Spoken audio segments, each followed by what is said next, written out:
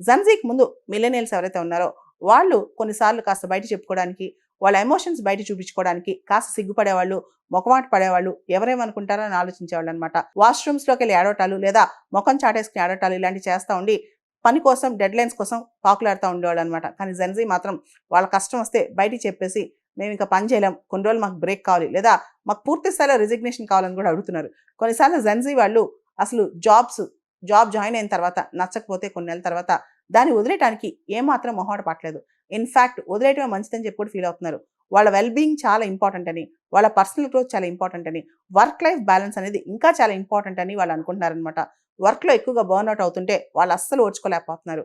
కొన్నిసార్లు వాళ్ళ వర్క్ నచ్చకపోతే ఈ వర్క్‌లో మాకు పర్పస్ లేదని చెప్పి, ల్యాక్ ఆఫ్ పర్పస్ అని చెప్పి కంటిన్యూయస్‌గా యాంగ్జైటీ మాకుంటుంది ఈ వర్క్ వల్ల అని చెప్పి ఆ వర్క్‌ని ఆపేస్తున్నారనమాట.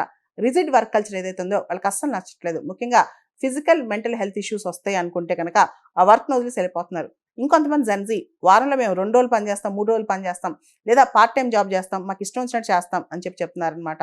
ఏదైతే మా దగ్గర నుంచి ఎక్స్‌పెక్ట్ చేస్తున్న కంపెనీ అన్‌రియలిస్టిక్ అని కూడా చెప్పడానికి మొహమాట పడట్లేదు. ఈ జెన్‌జీ వల్ల గ్రేట్ రిజిగ్నేషన్స్ అంటే విపరీతంగా రిజిగ్నేషన్స్ వెలువ కూడా జెన్‌జీ దగ్గర నుంచే వస్తుందంట. వీళ్ళు జాబ్ కోసం ఎంత ఆరాటపడుతున్నారో, కష్టపడుతున్నారో జాబ్ వదిలేయడానికి కూడా ఎటువంటి మొహమాటం లేకుండా అంతే నిక్కచ్చిగా ఉంటున్నారంట. అదే జెన్‌జీ అనమాట.